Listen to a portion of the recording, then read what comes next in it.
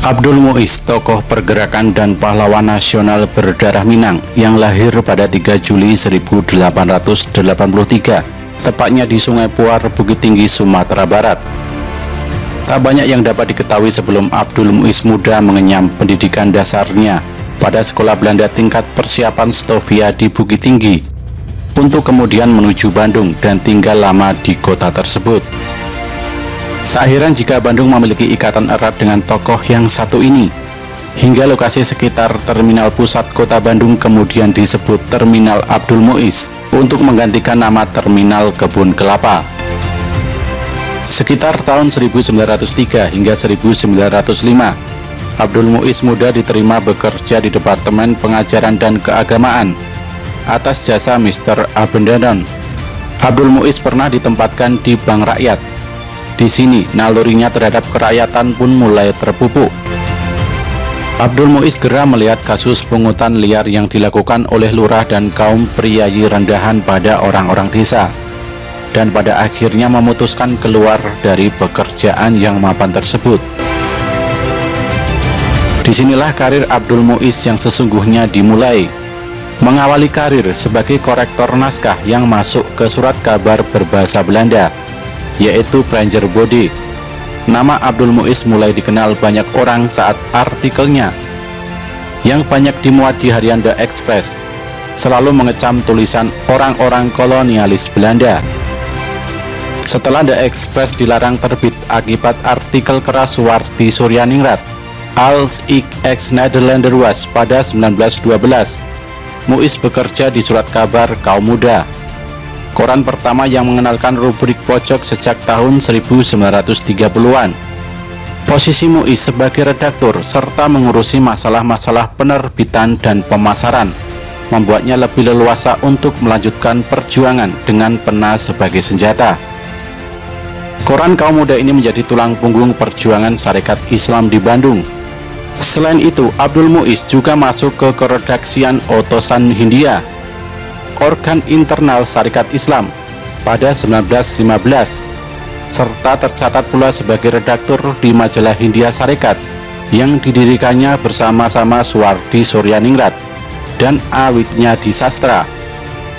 50% penghasilan dari majalah Hindia Sarekat itu dimasukkan untuk kas Sarekat Islam untuk membantu pergerakan. Pada 8 September 1917, Muiz bergabung dengan Neraca sebagai pemimpin redaksi. Tulisan-tulisan Muiz yang radikal menjadi pemicu perlawanan terhadap pemerintah kolonial. Pada setiap tulisannya, secara konsisten ia suarakan komitmennya terhadap perbaikan nasib pribumi. Muiz juga memimpin perusahaan Neraca, yang terutama mengiklankan perusahaan-perusahaan gula. Neraca memang merupakan organ dari Suiker Sindikat atau Asosiasi Pabrik Gula di Hindia Belanda. Abdul Muiz juga mulai berkenalan dengan tokoh-tokoh penting pergerakan yang berpengaruh, serta terjun pada organisasi Sarekat Islam sejak 1913. Nyaris sebagian besar masa mudanya ia baktikan untuk perjuangan bersama organisasi Islam ini. Dan mulai April 1914 hingga beberapa tahun setelahnya, Muiz dipercaya menjadi wakil ketua sentral Sarekat Islam sebagai pengurus pusat Sarekat Islam, mendampingi Cokro Aminoto. Sejak saat itu, dengan cepat Muiz menjelma menjadi sosok intelektual yang berpengaruh. Abdul Muiz juga dekat dengan tokoh-tokoh pergerakan seperti Dawes Dekker, Cipto Mangunkusumo, dan Suwardi Suryaningrat. Keempatnya menentang keras dan menolak dengan tegas karena Belanda akan merayakan kemerdekaan di tanah yang dijajahnya. Abdul Muiz dikenal sebagai pembela kepentingan rakyat kecil. Ia sering melakukan kunjungan ke berbagai daerah untuk membela kepentingan rakyat, serta mengobarkan semangat pemudanya agar semakin giat berjuang meraih kemerdekaan. Kemerdekaan selalu menjadi impian terbesar Muiz. Ia juga tak pernah sepakat dengan penamaan Hindia Belanda. Baginya, Hindia Belanda adalah sebuah hubungan dari Belanda atas Hindia yang didasari atas kepemilikan dan dominasi. Dengan kata lain, mendefinisikan daerah jajahan. Muiz selalu memberi makna politis dalam bentuk Hindia yang harus merdeka. Berikut sedikit dari cungkilan pemikiran Muiz. Selama bumi putra tanah Hindia belum mempunyai kebangsaan dan tanah air sejati, maka perasaan cinta tanah air dan bangsa itu harus dibangunkan dalam kalbu bumi putra. Selama bumi putra tanah Hindia belum mendapat kemerdekaan, maka lebih dahulu ia harus mempunyai sifat yang tersebut di atas. Segala pergerakan bumi putra haruslah berikhtiar membangunkan perasaan ini, karena dengan alasan itu saja suatu bangsa akan bernafsu memajukan negerinya, mengangkat derajat bangsanya. Setelah meletus Perang Dunia Pertama pada tahun 1917, Abdul Muiz mewakili Sarekat Islam dan 5 orang lain, yaitu Pangeran Aryo Kusumodiningrat mewakili Prinsenbon, Bupati Magelang Raden Tumenggung Danu Sugondo mewakili Regentenbon, Mas Ngabei Jiwo Sewojo mewakili Budi Utomo, F. Lauh mewakili Perserikatan Minahasa, dan W. V. Remfrev diutus ke Belanda sebagai anggota Komite Indiwerbar guna membicarakan masalah pertahanan bagi bangsa Indonesia. Selain itu ada seorang pendamping, yaitu Dirk van Hinlopen-Laberten, seorang tokoh pendukung politik etis. Komite Indiwerbar adalah barisan pertahanan Hindia atau biasa dikenal dengan sebutan milisi Indonesia yang merencanakan akan diberlakukannya semacam wajib militer bagi penduduk pribumi. Rencana ini mendapat reaksi keras dari anggota Sarekat Islam di kota Semarang. Namun begitu Abdul Muiz tetap berangkat ke Belanda. Menurut Muiz, dengan masuknya rakyat ke dalam angkatan bersenjata akan mendorong terbentuknya laskar perjuangan yang lebih tangguh dan dapat dibanggakan di dalam sistem hierarki sosial. Menjelang kepulangan ke Hindia Belanda, diadakan pesta besar yang diselenggarakan Jenderal Van Hertz dan dihadiri oleh para tokoh terkemuka dari kalangan pemerintah dan dunia usaha, yang kemudian menyepakati untuk mendirikan sekolah politeknik di Hindia. Menurut Dirk van Hinlopen-Laberten, jika ada perang bumi putra, pertama-tama mesti melindungi kepentingannya sendiri. Laberten juga menjelaskan bahwa tidak lama lagi oleh usaha pihak partikulir di Hindia, kira-kira di Bandung akan didirikan Technische Hogeschool. Hal ini tentu seolah menjadi angin segar, mengingat mendirikan sekolah teknik tinggi di Hindia Belanda sebenarnya sudah menjadi pemikiran elit bumi putra dan sementara pengusaha dan industriawan Belanda di Hindia sebelum 1917. Misalnya dalam Dunia Bergerak nomor 18, pada tahun 1914 sudah muncul tulisan berjudul Pendapat Hal Teknik Hogeschool di Hindia. Suwarti Suryaningrat yang ketika itu masih di Netherlands gencar sekali mendukung pendirian sekolah tinggi teknik tersebut. Sesampainya di Hindia Belanda, delegasi Indiwerbar, khususnya Abdul Muiz, berupaya melakukan negosiasi hingga disetujuinya pembentukan komisi untuk pendidikan teknik di Hindia oleh Ratu Belanda dan 14 pengusaha Belanda yang memberikan dukungan finansial penuh. Pada tahun 1920, sekolah yang diimpikan itu berdiri di kota Bandung dengan nama Technische Hogeschool atau THS. Menurut keterangan putrinya, Dr. Diana Muiz, ayahnya pernah bercerita bahwa lokasi THS yang sekarang disebut sebagai Institut Teknologi Bandung itu atas usulan ayahnya. Pembangunan gedung THS juga tak lewat dari masukan dari Abdul Muiz yang menginginkan agar ada unsur pribumi dalam bangunan tersebut.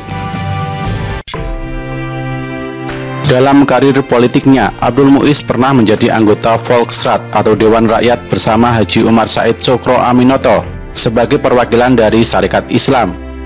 Di forum inilah Muiz dengan gencar mengecam penamaan Hindia Belanda untuk wilayah Nusantara. Ia adalah salah satu penggagas lahirnya nama Indonesia. Keterlibatan Muiz dan Cokro Aminoto dalam Volksrat ini juga ditentang oleh Semaun, Darsono dan anggota Sarekat Islam Semarang lainnya. Sementara itu, Muiz dengan pemikiran modernnya berpikiran bahwa Volksrat adalah tempat yang tepat untuk menggerakkan harapan-harapan pemuda. Dengan Volksrat pula, suara bumi putra akan bisa lebih terakomodasi dalam rangka mewujudkan tujuan untuk membentuk pemerintahan sendiri bagi Hindia. Pertentangan di tubuh internal Sarekat Islam berlanjut dan semakin parah.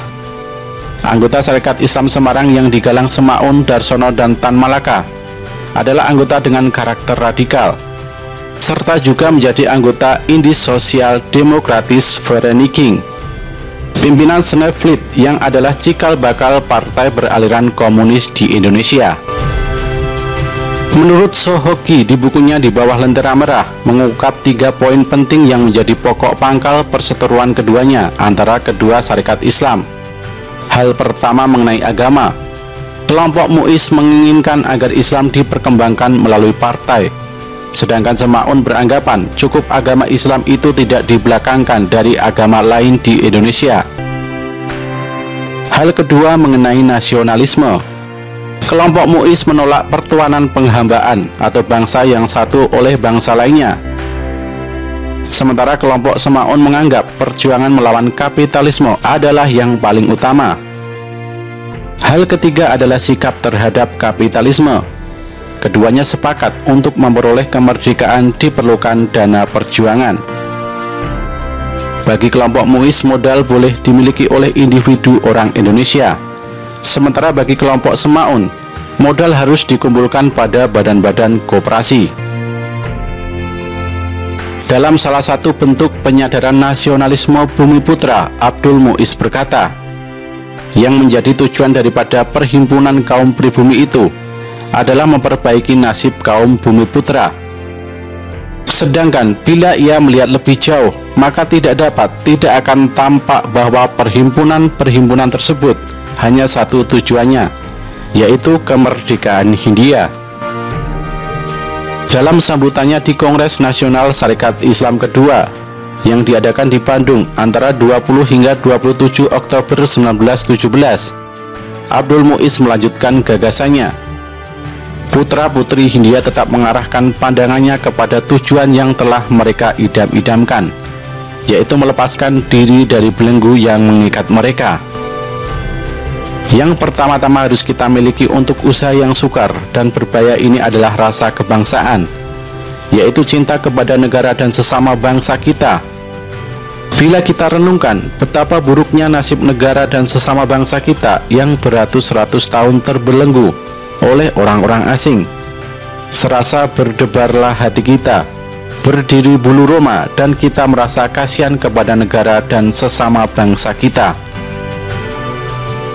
Di akhir orasinya, Mu'izz lagi-lagi menegaskan pentingnya menumbuhkan cinta tanah air serta menekankan perlunya merapatkan barisan dan menghemat energi untuk kepentingan-kepentingan dalam negeri terlebih dahulu, meski juga tanpa mengesampingkan perkembangan global. Untuk memperbaiki rumah tangga seluruh dunia, tidak usah kita terlebih dahulu menjadi kaum internasionalis.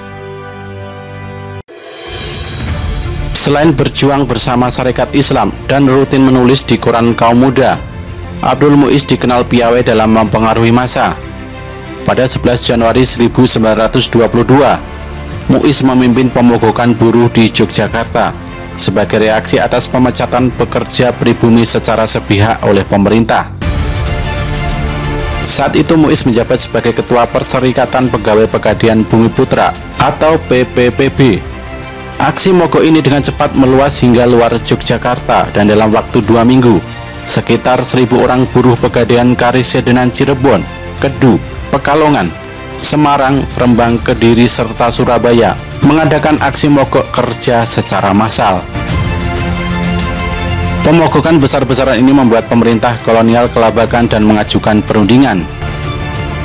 Mu'izz meminta pemecatan buruh dibatalkan dan meminta pemerintah membentuk komite penyelidikan ketidakpuasan para buruh Pegadaian.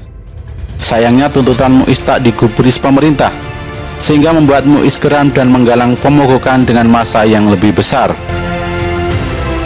Pemogokan pekerja pribumi menurut Abdul Mu'izz adalah sebuah bentuk perjuangan nasional sebagai akibat pembangkangannya pada pemerintah kolonial. Pada 8 Februari 1922, Mu'izz ditangkap dan diasingkan ke Garut. Pengasingan ini membuatnya tak lagi bisa bergabung bersama rekan seperjuangannya dan akhirnya memutuskan menjadi petani. Pasca kemerdekaan, ternyata Belanda tak meninggalkan Hindia begitu saja dan melancarkan agresi militer. Muiz yang saat itu berada di pengasingan memutuskan untuk membentuk Persatuan Perjuangan Priangan, suatu persatuan perjuangan untuk mempertahankan kemerdekaan. Laskar perjuangan ini ia pimpin dengan segenap hati sebagai pengabdian pamungkasnya terhadap Republik Indonesia, hingga akhirnya menutup usia di kota Bandung pada 17 Juni 1959. Perjuangan Abdul Muiz diakui pemerintah sehingga dikukuhkan menjadi pahlawan nasional yang pertama oleh Presiden Republik Indonesia Soekarno pada 30 Agustus 1959. Sebagai penghormatan, Muiz dimakamkan di Taman Makam Pahlawan Cikutra, Bandung.